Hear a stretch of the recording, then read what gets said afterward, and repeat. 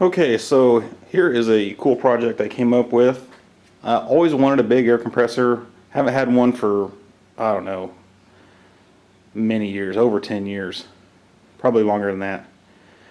And I've been watching Craigslist locally in Indianapolis.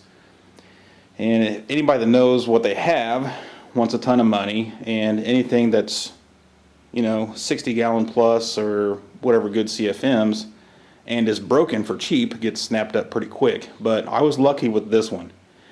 The problem is I think it's too big. It's a T30 series, and if we go in, you can see it's a 2575n7.5, so it's a 7.5 horse electric motor. The problem is that requires number 6 wiring to your disconnect and 45 amp fuses according to the service manual from Ingersol Rand.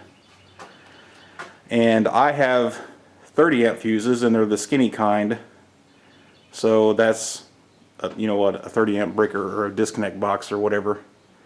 That's the maximum amperage I can get in those physical size of fuses. I checked yesterday, and there used to be something in this garage that had a electric starter. I have no idea what, but I put that plug, or I guess there was a plug there as well, but I had to change it to that style. I can't remember the actual number of it.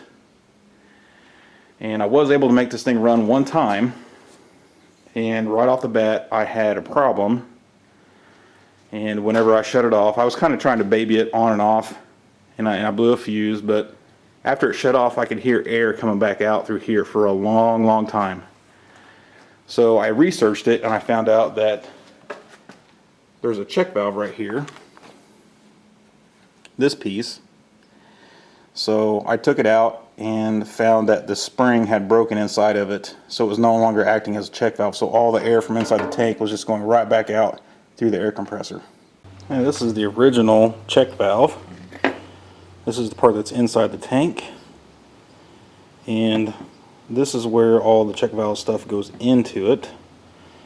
And there was an internal snap ring visible from the top. You can see it's broken,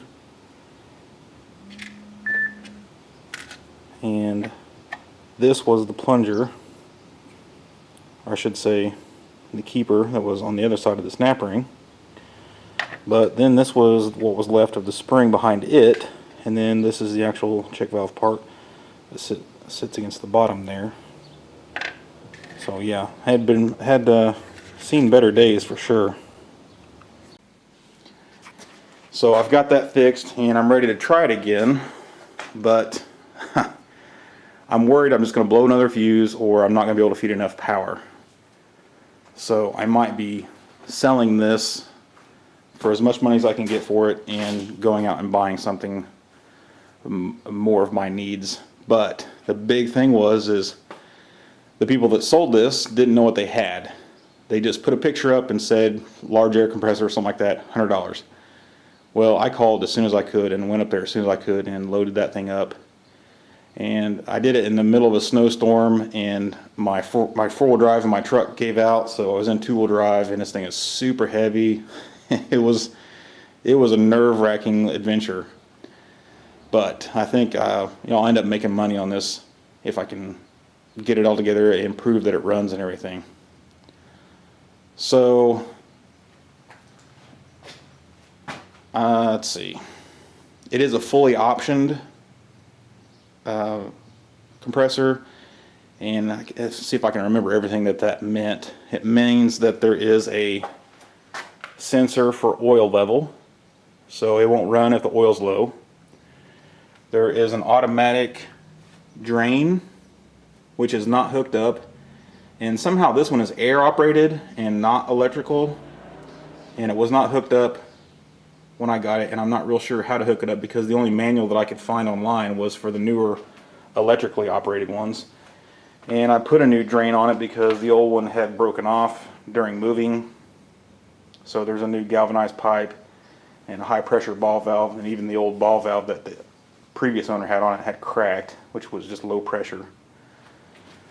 because this one will run at 175 psi max, and the 24 is CFMs, 24 CFMs at 175 psi. This thing is a monster of an air compressor, and although I'd like to get it running and keep it, I don't need it, and I'd probably need the money worse than having a air compressor that is way too big. So I'm gonna plug it in and give it a go again, since I've got the new check valve on there, and just see what happens.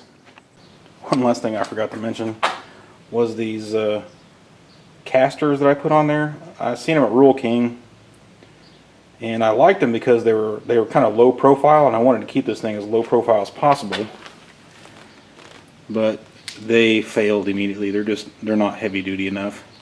It was a good idea. I wanted to keep the feet as close to the floor as possible, but it looks like maybe just having to weld up a frame and putting some higher rated casters on it. Sorry if the lighting kind of casts too much shadows up here, but I don't have really good lighting out here yet.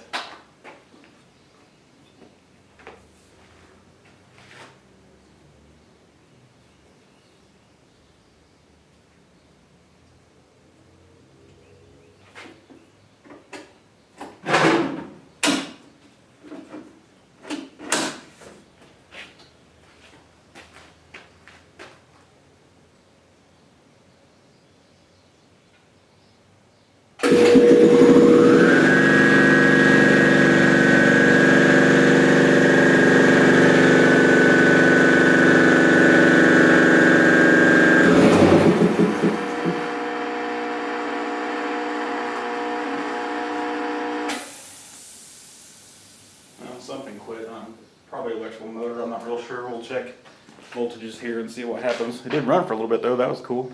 Okay, the first thing I want to do is check the fuses.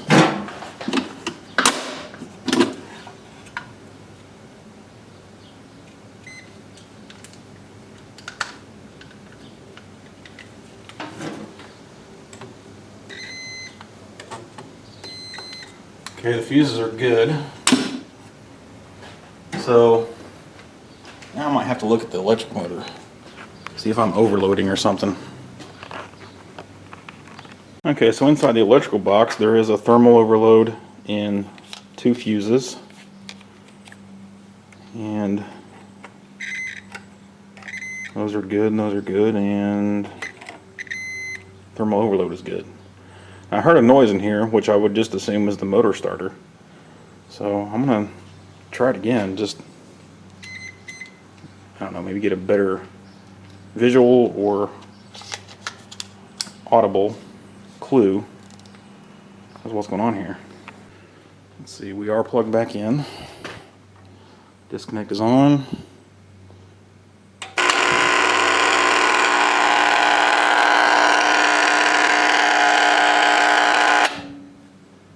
The motor starter was not kicking in.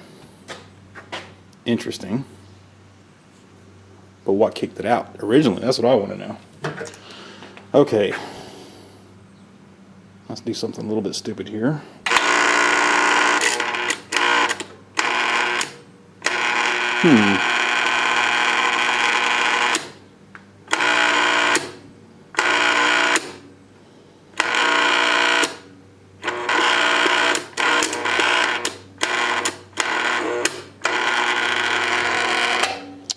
Well, that's supposed to start it, but it didn't.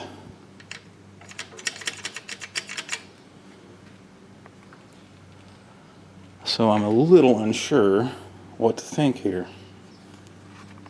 Okay, well, a quick check on voltage here shows that I've only got one leg. And we already checked this, but that doesn't mean I'm actually getting 220.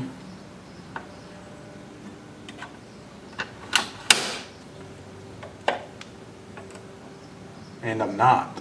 You probably can't see that, but it says 127. So that means I got a feed problem back at my main breaker box. So something over here let go. If I simply follow the disconnect conduit, you can see it clearly goes straight into this main box. So I'm going to take the cover off and see which one it goes to. Okay, so I've had this off before. There's just one screw down here. You can make that out or not. To get the cover off here. Sorry for the camera angle. I don't yet have a tripod.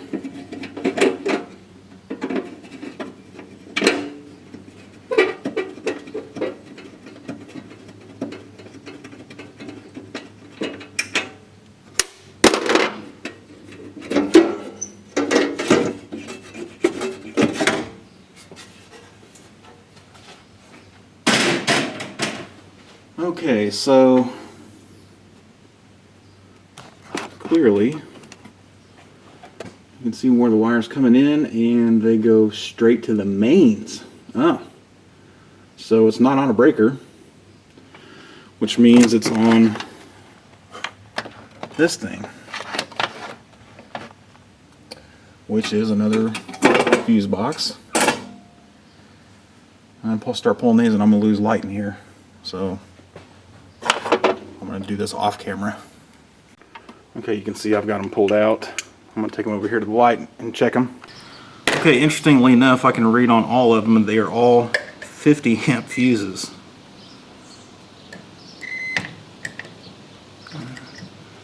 Right there seems to be my dead one.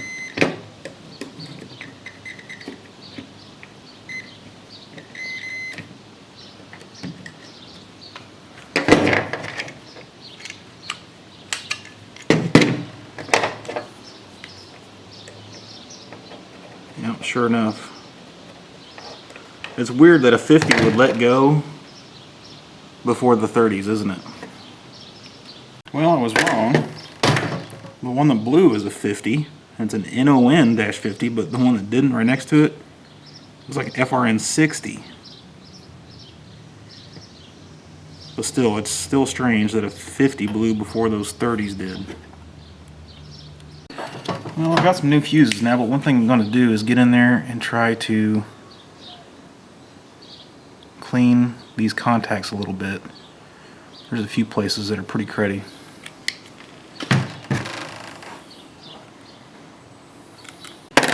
Okay, it'll be hard to see that maybe, but they are cleaned up a little bit better. Just some sandpaper. Getting the almost exact same fuse, the non-50. So put it back in there and see what happens. Okay, so the fuses are back in there. Let's give it another shot. Okay, so I should have full 220 here now, or 240, yeah, 244. So it's good for another try.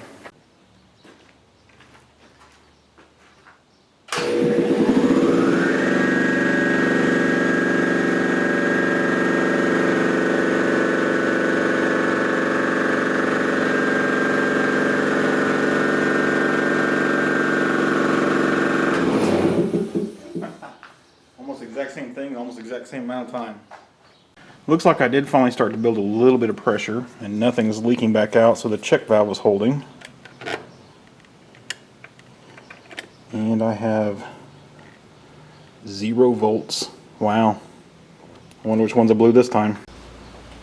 Yeah, let's check the 30s first.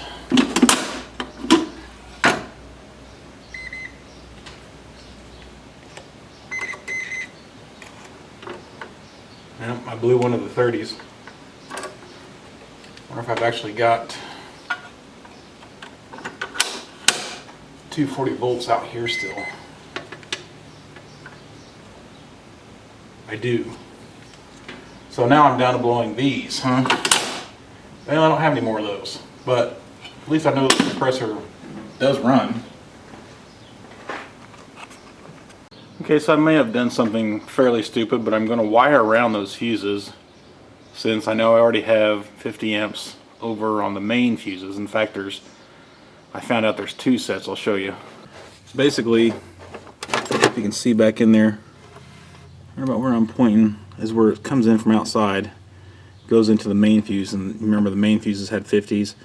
and that feeds this one, which is called range, like an oven, and that's actually what goes back up into the big conduit and feeds the main breaker box, which goes directly over to the disconnect. I figured one of the main reasons I want to do this is to have access to these wires, and I want to put my meter on it and check for amperage draw. Okay, so if they do let go again this time, I want to be ready. So I want to show you my meter first. It's a Fluke T5-600, and basically you slip the wire into this slot and it'll show you the amperage reading, and that's what I'm going to do while it's running, and hopefully I can get a reading on both of them before the main fuse is cut out, if they ever do. Hopefully they don't, actually.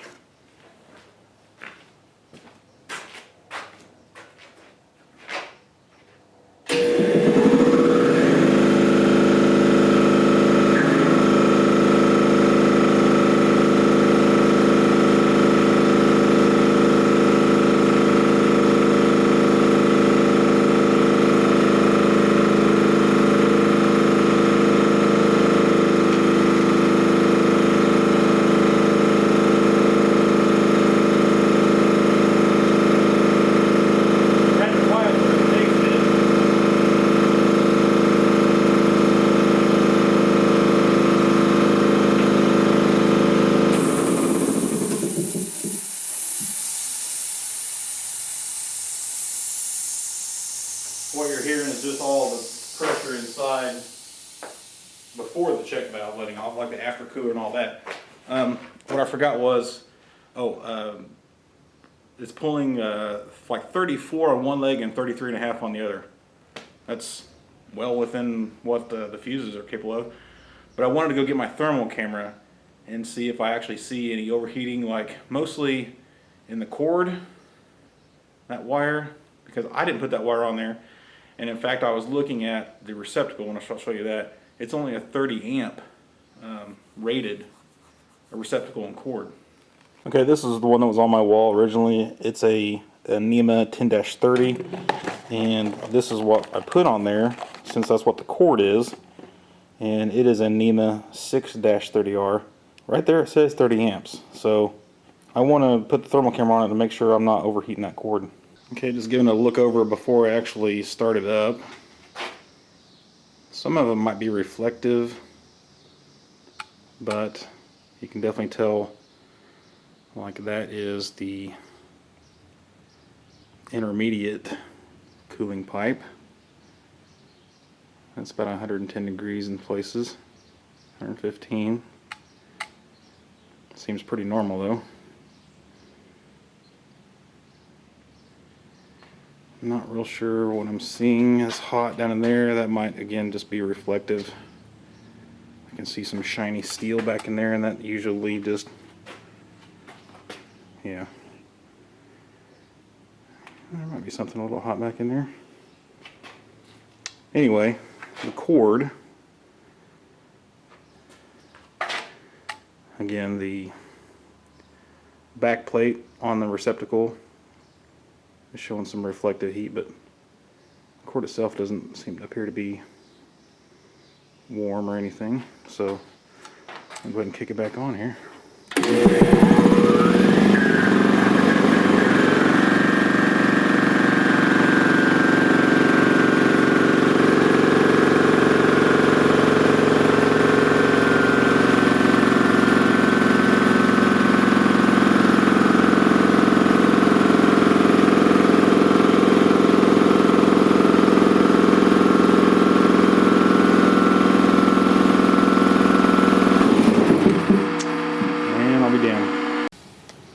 If I place it just right,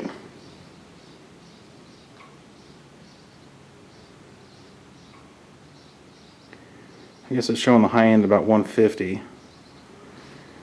which still could be completely normal. Yeah, now I'm showing 200. I'm looking at this number down here on the right. It gives you the range it's at. Try to get the center in there, and it will show you on the upper left, but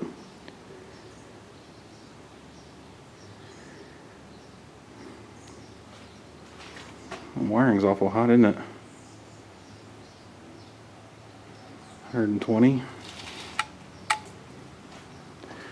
And they did warn me when I bought it that the who I bought it from wasn't the original owners. They bought out a different company, and they heard from the company they bought it from that it needed a motor. So maybe it really does, I don't know. Something's going on. It's funny, you can even see how the wiring is twisted in there. Isn't that something?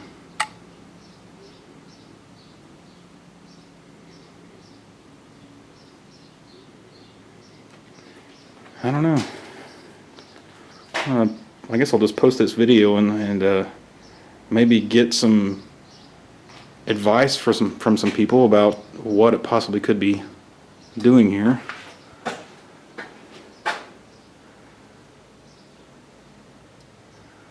Looks like I got some warmish wires down there too, which they go down. I want to say what's feeding is probably a number 4, and I'm not real sure if that's 6 or not on the other side of the lugs, but they got warm. But if anybody has any ideas of where I should or what I should do to check the electric motor, or where to proceed from here, I'm all ears.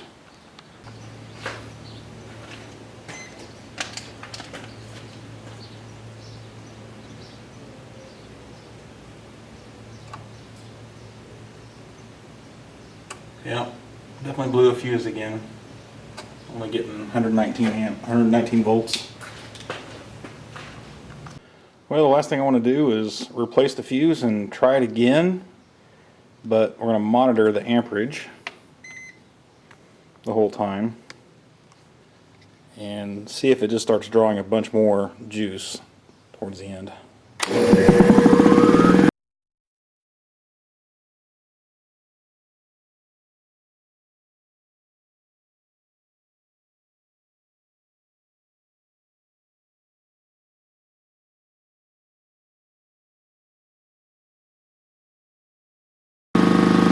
We hit 150 psi already.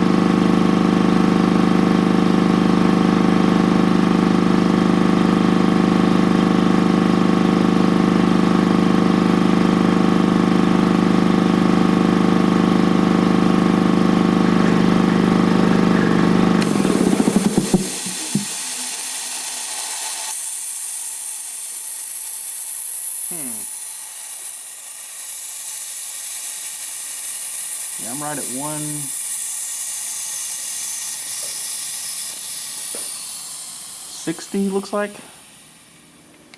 So it's quite possible it shut itself off. Well, I'm pretty sure it shut itself off because it's not making any buzzing and it let loose of the contactor. So I never really seen it go. I think it spiked around 44, and I couldn't tell you why it did that. Maybe an air conditioner in the house kicked on. I don't know. But it didn't blow a fuse. And I can test that real quick.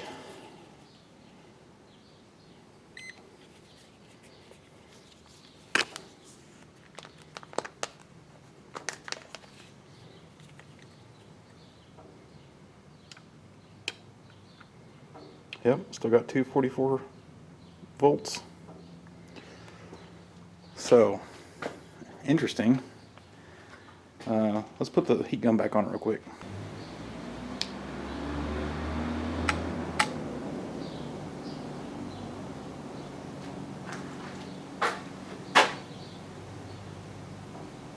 Look at the cord, maybe it got to 100 degrees in places. Pump got hot, which is expected.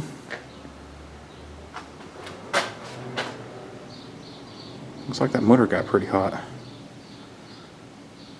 135. Looks like in there we're seeing about 200.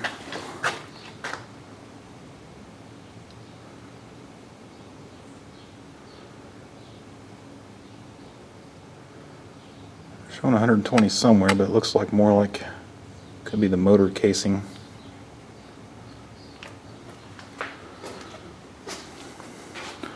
So, I mean, I've proven it'll run as long as you can get it plenty of juice.